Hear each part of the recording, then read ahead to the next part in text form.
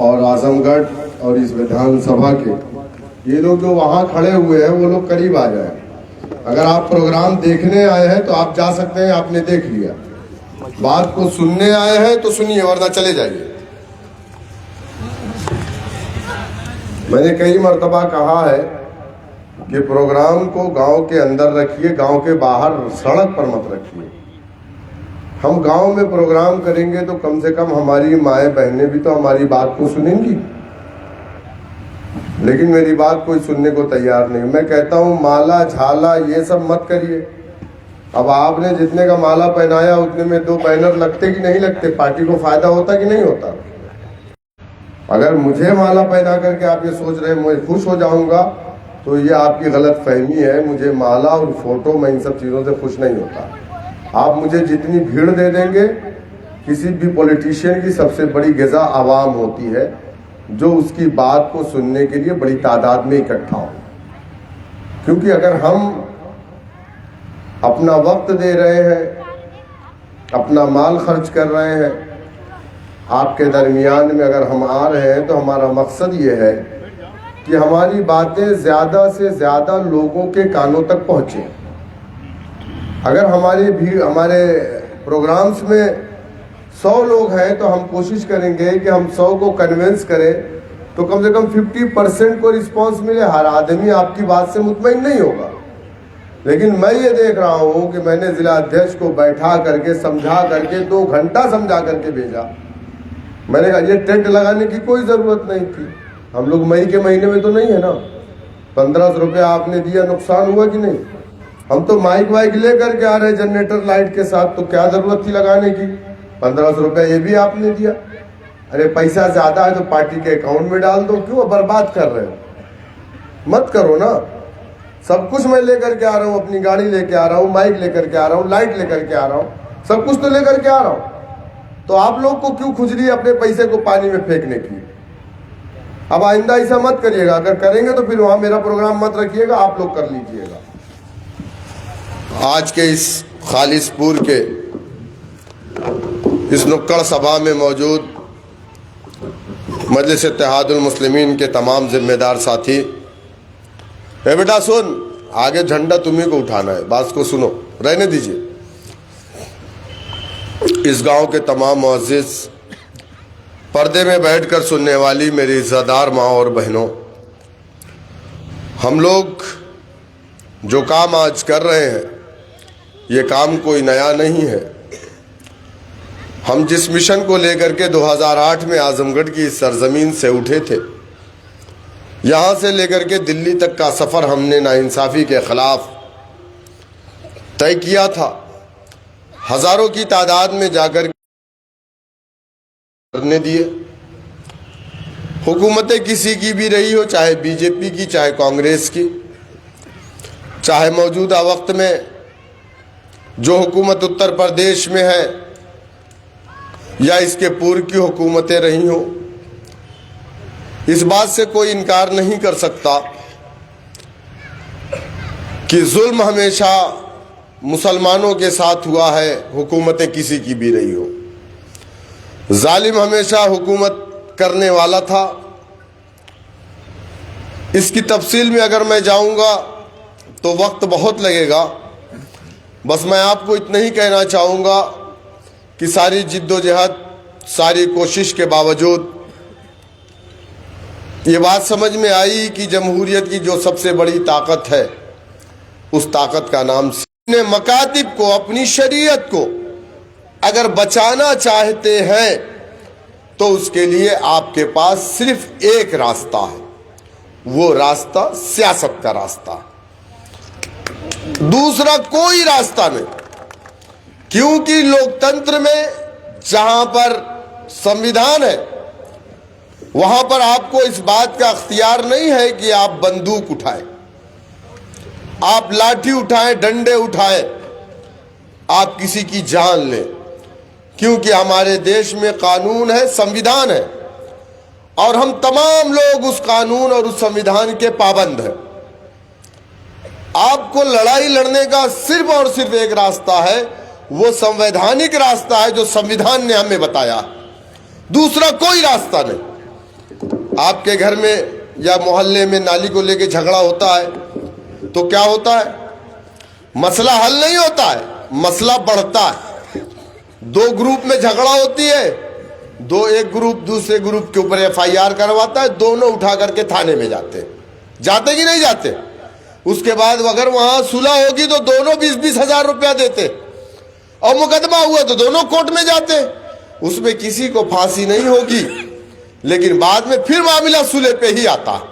मतलब क्या हुआ, आपने कानून को हाथ में लिया, आपने संविधान को फॉलो नहीं किया तो आपको पनिशमेंट मिला, लेकिन हासिल कुछ नहीं हुआ। जिस नाले के लिए झगड़ा होती है वो नाला वहीं रुक जाता है। तो अगर आप ये सोच रहे हैं कि हम लड़ करके, जबान से बोल करके, सोशल मीडिया पे डायलॉग बोल करके, नारे लगा करके हम चीजों को हासिल कर लेंगे तो ये नामुमकिन है। ट्रांसफार्मर जल गया, आप रोड को जाम कर दोगे, ट्रांसफार्मर तो लग जाएगा, लेकिन आपका वीडियो कोतवाल साहब बना करके लेके चले जाएंगे और 1 हफ्ते बाद आपके यहाँ नोटिस आ जाएगी, आपके ऊपर मुकदमा हो गया। सही है या गलत है, बताओ आप मुझे।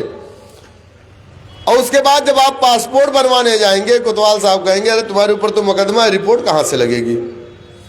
आप सरकारी नौकरी लेने जाएंगे, कहेंगे कि अरे तुम्हारे ऊपर मुकदमा है, तुमको सरकारी नौकरी कहां मिलेगी, NOC मिलेगी ही नहीं। तो इन सब से बचने के लिए हमें क्या करना है, हमारे पास जो संवैधानिक रास्ता, जो संविधान ने हमें बताया है, हमें उस रास्ते को अपनाना है।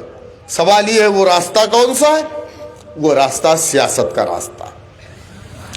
जो कौमें लोकतंत्र में अपना डंडा, अपना झंडा, अपना नेता नहीं बनाती हैं, उस समाज को, उस कौम को इंसाफ नहीं मिलता। इस देश में पहले एक पार्टी थी, कांग्रेस पार्टी।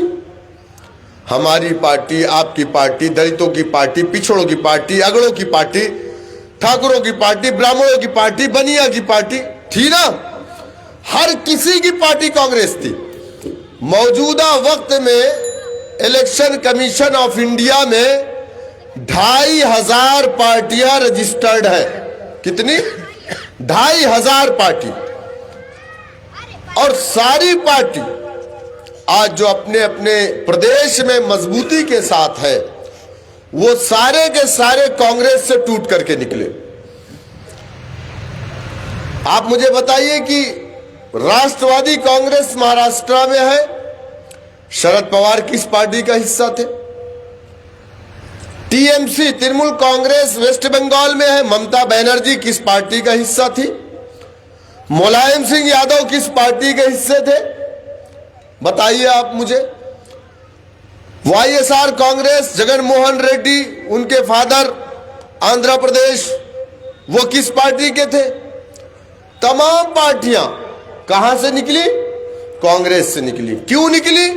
क्योंकि तमाम लोगों ने एक ही इल्जाम लगाया कि कांग्रेस पार्टी हमारे समाज के लोगों को इंसाफ नहीं दे रही। राष्ट्रवादी कांग्रेस ने कहा मराठाओं को इंसाफ नहीं मिल रहा। शरद पवार ने अपनी पार्टी बनाई, उसका नाम रखा राष्ट्रवादी कांग्रेस पार्टी,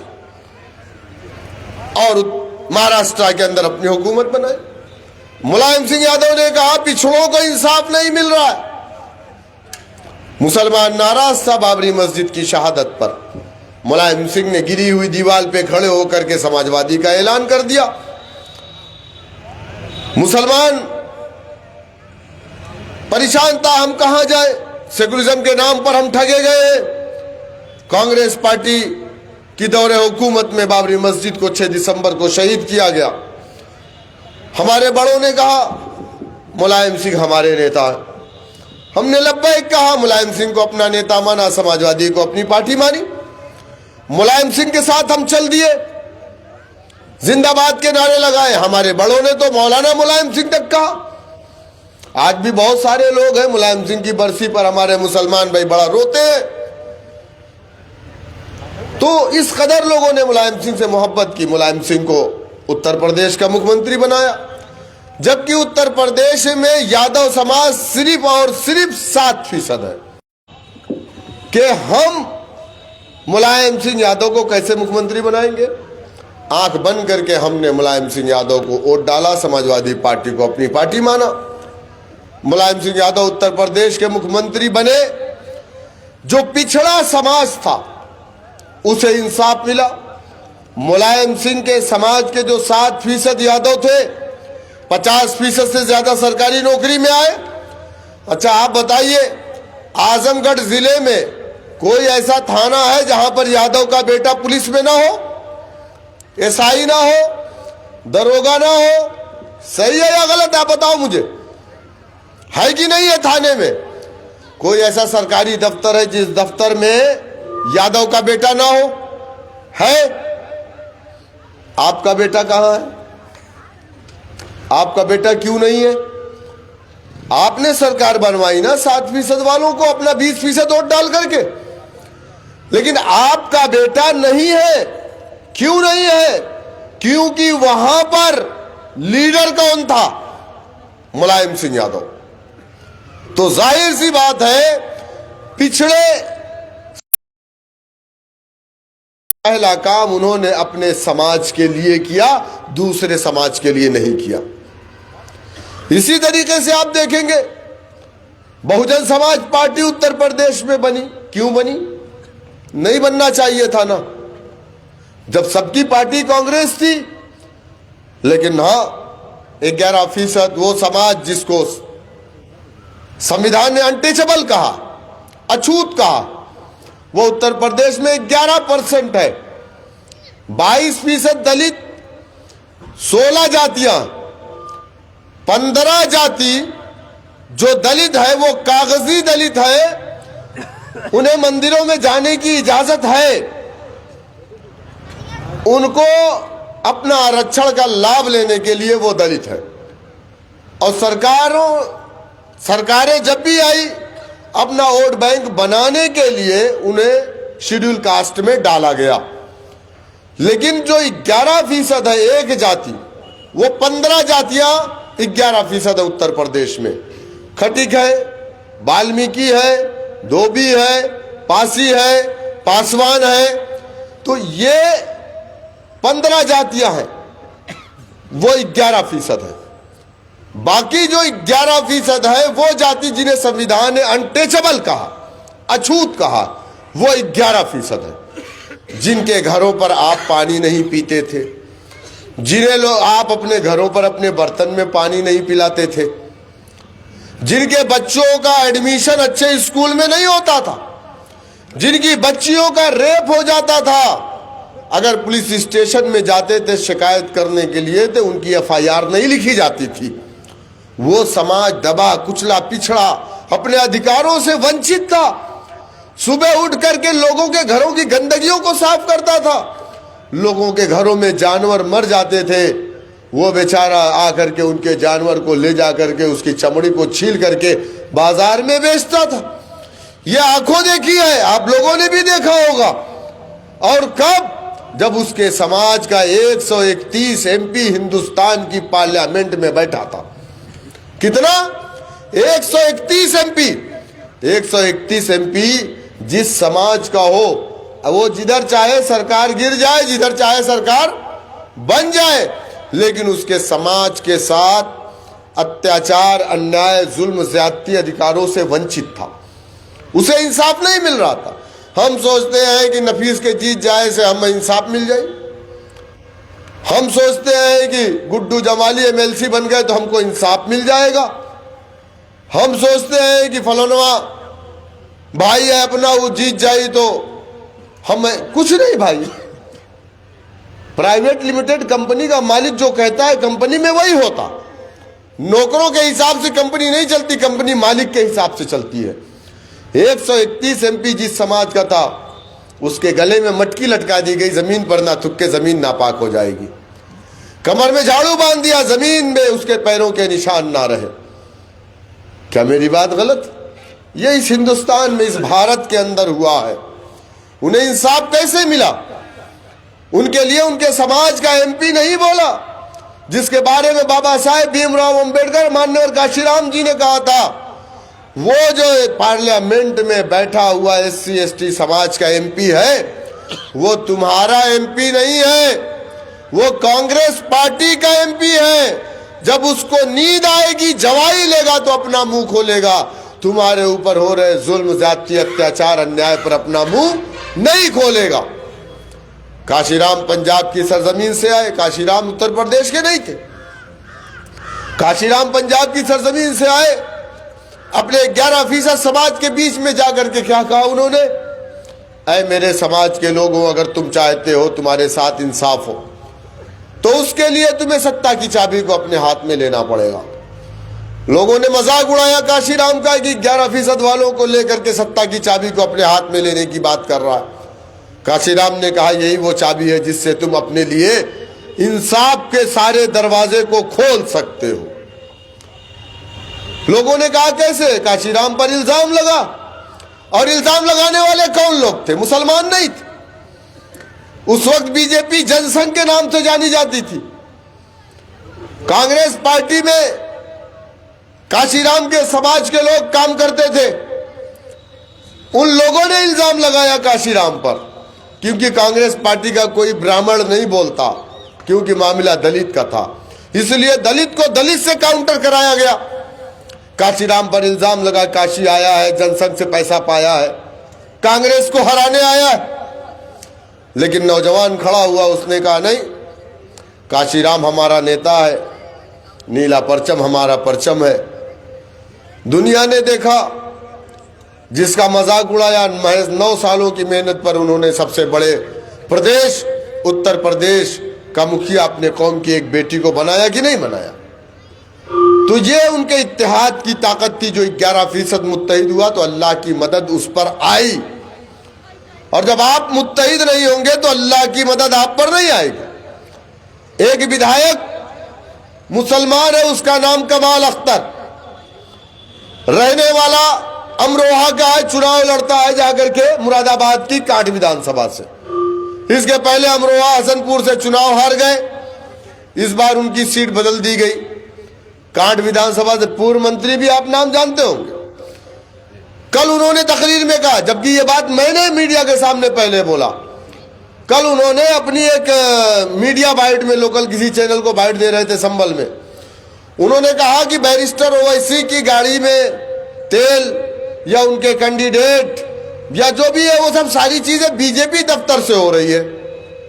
अब आप बताओ, मैंने पहले कहा था काशीराम का काउंटर उनके समाज से करवाया गया, तो हमारा जो काउंटर है वो हमारे समाज के जरिए से करवाया जाएगा। तो हमें इसकी फिक्र नहीं। हम जानते हैं कि कमाल अख्तर वो बाज है जिनकी ट्रेनिंग समाजवादी पार्टी के दफ्तर में दी गई है। बाज जानते हैं ना, अरे वो बजवज होने शिकार होते हो। कैसे उसकी ट्रेनिंग होती मालूम है? जब उसको पकड़ के लाते हैं तो उसके आंख को बंद कर देते हैं, 2 दिन तक उसको सोने नहीं देते, उसको खाना कम देते, और जब उसकी आंख खोली जाती है तो एकाएक जो आंख खोलता है वो सोचता है कि उसने मुझे बचा लिया मरने से। अब वो उसका वफादार धीरे धीरे बनना शुरू हो जाता है। फिर उसको थोड़ा खाना खिलाता है तो बोला अरे तुझे खाना भी खिला दिया, तो अब उसको लगता है कि ये वफादार, जबकि उसको नहीं मालूम कि यही मुझे फंसा करके लेकर के आया। लेकिन अब चूंकि उसको वफादार बनाना है तो उसकी ट्रेनिंग होती है, उसके पैर में रस्सी बांधी जाती है, थोड़ी दूर रखा जाता, गोश्त दिखाया जाता, उड़ के आता है। रस्सी नहीं खोली जा रही, क्योंकि अभी ये फाइनल नहीं हुआ कि ये वफादार है या नहीं। तो उसको बुलाते हैं, रस्सी पैर में बंधिए, फिर थोड़ी दूर छोड़ते, तो हफ्ता 10 दिन ये ट्रेनिंग चलती है। उसके बाद उसके पैर की रस्सी को खोल दिया जाता है। जब ये यकीन हो जाता है कि अब ये मेरा वफादार है, तब उसको दूर बैठा करके गोश्त दिखाते हैं तो उड़ करके आता है। वो 200 मीटर, 300 मीटर, 500 मीटर की दूरी से आता है, तब वो तैयार होता है शिकार के लिए, तब उसको लेकर के जाते हैं। तो फिर दूसरी जो चिड़िया होती है उसी बाज से, यानी एक चिड़िया से दूसरी चिड़िया का शिकार किया जाता है। ये जो कमाल अख्तर है या नफीस है या और भी मुस्लिम लीडर जो भी है, गुड्डू जमाली हो या और भी है आजमगढ़ में, मैं सबकी बात कर रहा हूं, या पूरे प्रदेश में, ये वही बाज है जिनकी ट्रेनिंग समाजवादी पार्टी के दफ्तर में की गई है और ये तैयार हो गए, ये ट्रेन हो गए, वफादार हो गए, इनको बेहतरीन खाने को मिल रहा है वहां के उसी जरिए से, उसी दफ्तर के जरिए से बिल्डिंगें बन रही हैं, मकान 1 तल्ले से 2 तल्ले हो रहे हैं, गाड़ियां 2 से 4 हो रही है, सेहत माला माल हो रही है, आप विधायक हो रहे हैं, आपकी अम्मा नगर पंचायत की अध्यक्ष बन रही है, आपके तो अच्छे दिन आ रहे। तो जाहिर सी बात है कि आपको ऐसा लग रहा है कि जब चाइना का माल मार्केट में डुप्लीकेट साबित होना शुरू हो गया और ओरिजिनल माल मार्केट में आएगा तो चाइनीज माल बेचने वाला तो चिल्लाना शुरू करेगा ना। तो ये वही लोग हैं मेरे दोस्तों, मेरे बुजुर्गों। तो इनसे हमें होशियार रहना है। और यही बात इन लोगों ने बिहार में बोला था, तो इन लोगों को क्या जवाब दिया बिहार की आवाम ने? इन लोगों ने 5 साल पहले की MIM को समझा है। शायद इन्हें नहीं पता कि 5 सालों में जो जुल्म, ज्यादती, अत्याचार इस प्रदेश के मुसलमानों ने झेला, और तुम्हारे मुखिया और तुम्हारी खामोशी, अगर कोई उत्तर प्रदेश या पूरे देश में हो रहे जुल्म, ज्यादती, अत्याचार पर बोला तो उस लीडर का नाम मुलायम सिंह यादव का बेटा अखिलेश नहीं है, राहुल गांधी नहीं है, वो बैरिस्टर असदुद्दीन ओवैसी साहब है।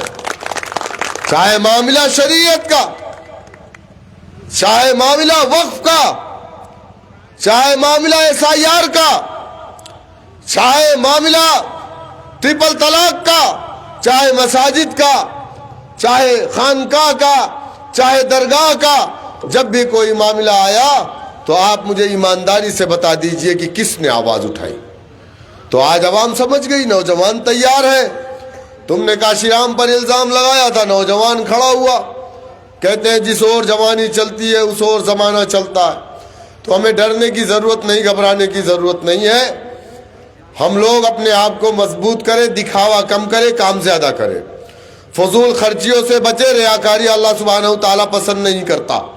जीती हुई बाजी हार जाओगे अगर रियाकार बनोगे तो। दिखावा नहीं करना है, मेहनत करनी है, गांव गांव जाना है, एक एक घर जाना। अगर हम गांव के अंदर प्रोग्राम करते तो हम कम से कम 50 घरों में अपनी आवाज को पहुंचाते, लेकिन हम यहां प्रोग्राम कर रहे हैं, उन लोग को पता है कोई प्रोग्राम हो रहा है, क्योंकि आवाज क्लियर नहीं जाती है। इसलिए मैं कह रहा हूं, लोग कहते हैं हमको, हम क्यों आए। एक फिल्म आप लोगों ने, नौजवान तो खड़े, एक फिल्म देखा होगा आपने, पुष्पा राज देखे थे ना। ऐसा बोलता है नहीं झुकेगा, पुष्पा राज, मैंने भी देखा उस फिल्म को, हालांकि मैं फिल्म नहीं देखता, 20 साल में 2 फिल्म देखा हूं।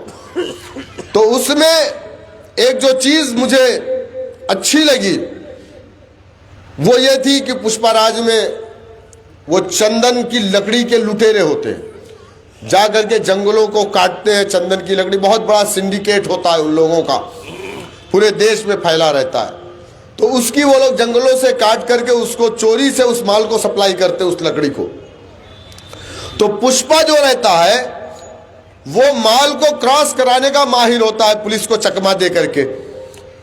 तो जो सिंडिकेट के लोग होते हैं वो लोग इसको बोलते हैं कि 1 करोड़ का माल अगर तू पास कराएगा तो तुझे 5 लाख रुपया मिलेगा। क्या बोले? 5 लाख रुपया। तो पुष्पा ने कहा मुझे 5 लाख नहीं चाहिए, मुझे 4 चाहिए, मुझे 4 लाख चाहिए। तो उसके साथियों ने कहा कि भाई आपने 1 लाख रुपया नुकसान क्यों किया अपना, आप 4 की बात क्यों किए? तो उसने कहा मुझे 5 लाख रुपया नहीं, मुझे 4% चाहिए। अगर मैं 5 लाख उससे लूंगा 1 करोड़ पर कमीशन, तो फिर मैं हमेशा उसके सामने झुक करके रहूंगा। लेकिन जब मैं 4% की बात करूंगा तो मैं 4% का मालिक रहूंगा और उससे कांधा में कांधा मिला करके चलूंगा। तो ये नफीस भाई हो या कमाल अख्तर हो या गुड्डू भाई हो, ये 5 लाख वाले हैं, लेकिन हम 4% वाले हैं। हम इससे कम पे बात नहीं करने वाले हैं। लोग चाहते हैं कि हम सरेंडर कर दें इनके सामने। अरे संविधान ने हमें राइट दिया। अच्छा आप बताओ मुझे, अभी एक नई पार्टी बनी, आजाद समाज पार्टी, कोई उसको कहता बीजेपी की भी टीम? कोई कहता है जाके बिहार में चुनाव लड़े, वो आम आदमी पार्टी को कोई बीजेपी की बी टीम कहता है जाकर के बिहार में 150 सीटों पर चुनाव लड़े। जितनी भी नई पार्टियां बनी है जिसकी लीडरशिप गैर मुस्लिम के हाथ में है, उस पार्टी को आज तक किसी ने बीजेपी की बी टीम कहा है? आप बताओ मुझे, एक स्टेटमेंट बता दीजिए किसी का। क्यों? क्योंकि वो तुम्हारा भाई है, तुम दोनों का किबला एक है, तो तुम अपने भाई को बदनाम नहीं करते हो, क्योंकि तुम्हें मालूम है कि कल उसको तुम अपने साथ भी ले सकते हो। हमें तुम इसलिए बदनाम करते हो कि हम मुसलमान हैं। हम पर इल्जाम लगाया तुमने कि हम बी टीम है, मौलाना आमिर रशादी पे लगाया बी टीम है, डॉक्टर अयूब पर लगाया बी टीम है, मुस्लिम मजलिस पर लगाया बी टीम है। अरे जो कौम कभी जिंदगी में आजादी के बाद फासिस्ट ताकतों को रोकने के लिए सेकुलर ताकतों का साथ दिया, कभी बीजेपी को वोट नहीं दिया, बल्कि बीजेपी के हराने के नाम पर हमेशा नाम नेहाद सेकुलर पार्टियों को वोट दिया, तो उस कौम का कोई एक बच्चा, एक नौजवान बीजेपी की टीम नहीं हो सकता। बीजेपी की टीम वो है जिसका बहनोई बीजेपी में, जिसकी बहन बीजेपी में, जिसका भाई बीजेपी में, जिसकी भौजाई बीजेपी में। वो घराना कौन सा है? वो घराना अखिलेश यादव का है। क्या मेरी बात गलत है? अपर्णा यादव कौन है? अपर्णा यादव कौन है? प्रतीक यादव कौन है? उपचुनाव में करहल से जो विधानसभा का कैंडिडेट बीजेपी का था, धर्मेंद्र यादव का सगा बहनोई था। पूछ लेना, धर्मेंद्र आएगा तो। जिला पंचायत सदस्य धर्मेंद्र यादव की सगी बहन है बीजेपी से, पूछ लेना धर्मेंद्र आए तो। अच्छा, आप मुझे बताओ, इनके घरों में शादियां होती है, नरेंद्र मोदी आते? कौन सा रिश्ता है बताओ आप मुझे। बैरिस्टर ओवैसी की 3 बच्चियों की शादी हुई, आप मुझे बताओ नरेंद्र मोदी को आपने देखा उस शादी में? अमित शाह को देखा? शादी में कार्ड किसको दिया जाता है? जो दिल के बहुत करीब होता है। इसका मतलब क्या हुआ कि नरेंद्र मोदी इनके करीब है? बदनाम हमें कर रहे हो। अरे हम ईमानदारी से 2.5% ज़कात निकालते हैं और तुम हमें बीजेपी की बी टीम कह रहे हो। और इल्जाम कौन लगा रहा है? जो रात को शराब पी करके सोता है। इल्जाम कौन लगा रहा है? जो 5 वक्त की नमाज नहीं पढ़ता। और इल्जाम किस पर लगा रहा है? जो तहज्जुद की नमाज पढ़ता है, उस पर इल्जाम लगा रहे। मैं तो कह रहा हूं कि आओ मस्जिद में बैठ करके बात कर ले। अखिलेश यादव तो इस बात को नहीं कहेंगे कि हम बीजेपी की बी टीम है, वो नहीं कहेंगे। वो कहलवाएंगे कमाल अख्तर से, नफीस से। है हिम्मत तो आओ मस्जिद में बैठ करके बात करो। अगर तुम्हारे पास पैसा नहीं है तो चलो हरम में बैठ करके बात करो। उत्तर प्रदेश का अध्यक्ष मैं हूं। अगर तुम अपने माँ बाप की अगर वाकई में अपने माँ बाप की औलाद हो, कमाल अख्तर, मैं तुम्हारे आने जाने का टिकट दूंगा। चलो तुम मक्का में और काबतुल्लाह के सामने बैठ करके तुम कसम खाओ कि हमारा जो कैंडिडेट है वो बीजेपी दफ्तर से भेजा जाता है। इस तरीके से मुसलमानों को बेवकूफ बनाना, इनके वोटों को लेकर के बड़ी बड़ी कुर्सियां हासिल करना, तुम बोल तो सकते हो, साबित नहीं कर सकते। और अब हम बता रहे हैं, इंशाअल्लाह इस बार कांठ विधानसभा से तुम लड़ो या तुम मुरादाबाद की देहात विधानसभा से लड़ो, तुम्हारा हारना तय है। और इस बार तुम विधानसभा में नहीं जाओगे इंशाअल्लाह। अगर गठबंधन नहीं हुआ तो फिर हम पूरे उत्तर प्रदेश में चुनाव लड़ेंगे। हमारे लिए फिरौन, नमरूद, शद्दाद, कारून में कोई फर्क नहीं है। हम फिरौन, नमरूद, शद्दाद, कारून को हम जो समझते थे हम वही सब समझ रहे। ये कौन सी बात हो गई भाई? फिरौन बड़ा खतरनाक है और नमरूद थोड़ा सा अच्छा है। ये छिछोरापन हम लोगों से नहीं हो सकता। और हम न किसी के मजहब के खिलाफ थे, ना है, ना रहेंगे। आज तक हमने किसी के मजहब के खिलाफ नहीं बोला। लोग हमको बोलते हैं, लोग मुसलमानों। अब एक लड़का आज वीडियो डाल करके बोल रहा है कि हम सालार मसूद गाजी की कब्रिस्तान को 6 दिसंबर को उनकी दरगाह को तोड़ देंगे। पुलिस कंप्लेन नहीं करेगी। अगर हम कहेंगे कि तुम तोड़ने आओगे, तुम्हारे हाथ पैर को तोड़ देंगे, तो पुलिस हम पर कंप्लेन करेगी। हम बोलेंगे, हम पर कंप्लेन होगी। मौलाना महमूद मदनी ने एक बात कही, जुल्म के खिलाफ जिहाद करेंगे। उन्होंने क्या कहा? जुल्म के खिलाफ जिहाद तुमने पकड़ लिया, जुल्म नहीं पकड़ा। अरे ये तो पकड़ लेते हैं कि उन्होंने कहा क्या है, जुल्म के खिलाफ, जालिम के खिलाफ। तो जुल्म करने वाला ये नहीं देखता कोई हिंदू है या मुसलमान है, जालिम अपने फायदे के लिए जुल्म करता है। तो जाहिर सी बात है, जालिम को क्या जाकर के उसको आई लव यू बोलेंगे, किस करेंगे, चुम्मा लेंगे? जालिम जब आएगा तो हम डिफेंस में संवैधानिक तरीके से लड़ेंगे कि नहीं लड़ेंगे उससे? तो ये क्या गलत था? अब मीडिया एक बात चलाती, दो नहीं। समझो इस बात को, जो प्रोपेगेंडा चलाया जा रहा है आपके खिलाफ, इस चीज को आपको समझना पड़ेगा। यही प्रोपेगेंडा कभी दलितों के खिलाफ चला था। बच्चा चोरी के नाम पर, चोर के नाम पर पीट पीट करके मार दिया जाता था। जेल की सलाखों में सबसे ज्यादा तादाद उनकी हुआ करती थी। आज सबसे ज्यादा तादाद आपकी है जेलों में। 14% आपकी आबादी है, 27% जेल की सलाखों में आपकी आबादी है। ये नाइंसाफी नहीं है तो क्या है? आप मुझे बताओ, आप बताइए मुझे। इससे हमको लड़ना पड़ेगा। कौन लड़ेगा? आपको अपनी लड़ाई खुद लड़नी पड़ेगी। आपकी लड़ाई लड़ने के लिए कोई दूसरा आने वाला नहीं है। अगर आप ये समझ रहे हैं कि सरकारें बदल जाएंगी, हालात अच्छे हो जाएंगे। 2013 में समाजवादी की पूर्ण बहुमत की सरकार थी। कमाल अख्तर सुन लो, नफीस मियां आप भी सुन लो। 2013 में समाजवादी पार्टी की पूर्ण बहुमत की सरकार थी। मुजफ्फरनगर के अंदर 250 मुसलमानों का कत्लेआम हुआ था। समाजवादी की सरकार में हुआ था कि नहीं हुआ था? अनऑफिशियल 250 लोग मारे गए। 17 मुस्लिम बच्चियों का रेप हुआ। आज तक उन्हें इंसाफ नहीं मिला। और मुलायम सिंह यादव ने तमाम मुसलमान नेताओं को इकट्ठा किया और कहा कि मुजफ्फरनगर पे मत बोलना, चलो सैफई।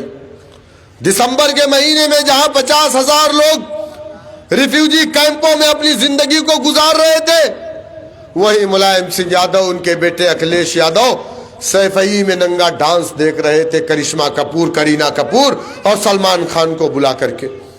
हमारे घरों में एक मैयत हो जाती है, हम 1 महीना 40 दिन शादियां नहीं करते। 250 लोग मार दिए गए। क्या मुसलमान भाई नहीं है? जिसने कलमे तैयबा का इकरार कर लिया वो मोमिन तुम्हारा भाई है। अल्लाह के रसूल सल्लल्लाहु अलैहि वसल्लम ने कहा इस बात को कि अगर मुजफ्फरनगर का मुसलमान तड़पेगा, खालिसपुर का मुसलमान उस तड़प को महसूस ना करे, तो वो मोमिन मुसलमान नहीं है। तुम मुसलमान एक जिस्म वाहिद की तरह हो। कुरान ने कहा इन्नमल मुमिनून इख्वा, तुम मुसलमान आपस में भाई हो। लेकिन इस भाई के लिए कौन आवाज उठा रहा है? आप मुझे बताओ। हम लड़ने की बात कर रहे हैं, अपने हुकूक इंसाफ की बात कर रहे हैं, तो हम पर इल्जाम लगाया जा रहा। क्यों? हमें कमजोर करने की कोशिश की जा रही।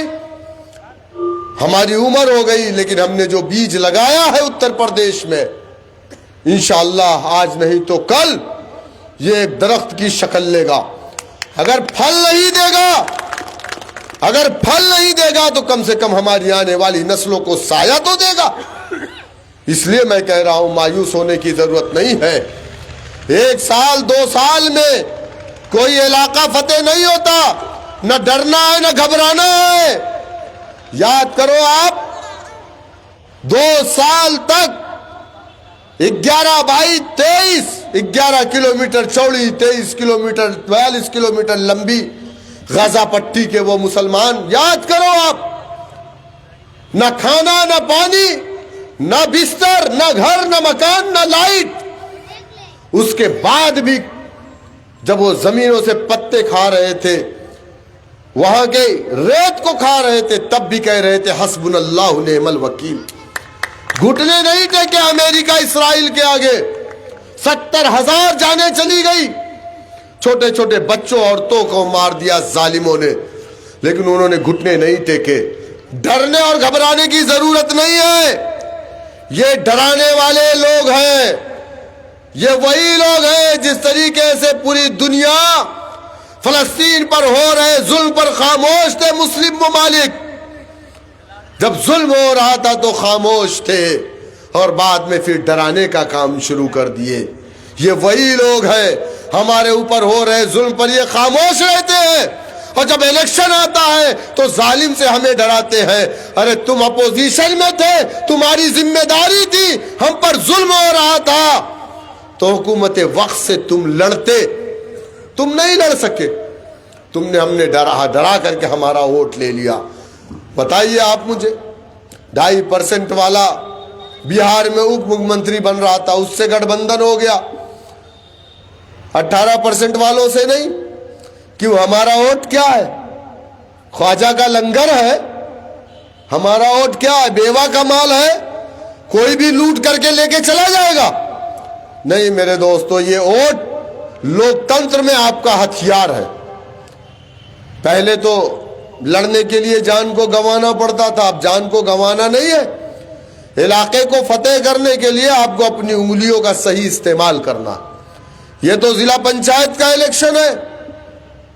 हम पूरे आजमगढ़ जिले में सभी सीटों पर लड़ेंगे इंशाअल्लाह।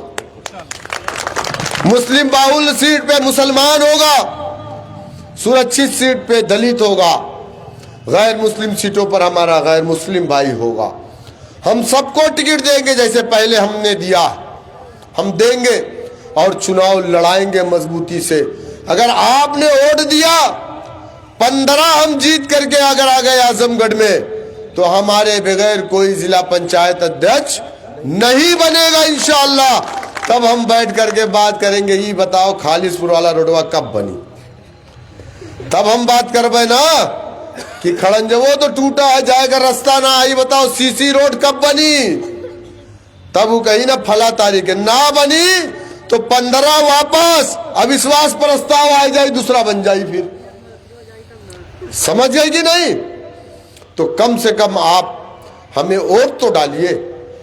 जब आप कमजोर रहेंगे आप पर इल्जाम लगेगा, जब आप मजबूत हो जाएंगे इल्जाम लगना बंद, और इल्जाम लगाने वाला घुटने के बल चल करके आपके पास आएगा। क्योंकि जिला पंचायत अध्यक्ष की दावेदारी कौन करेगा? सपा वाले करेंगे, है ना। और जब हम 15 तो जीत जाएंगे तब ये हमारे पास चल करके आएंगे ना, तब नफीस भाई वहाब भाई को फोन करेंगे ना, तब नदीम आरिफ को फोन करेंगे ना, तब हम कहेंगे कि तुम पहले बोलो कि हम लोग बीजेपी की बी टीम नहीं है ना। तो मौके पे चौका।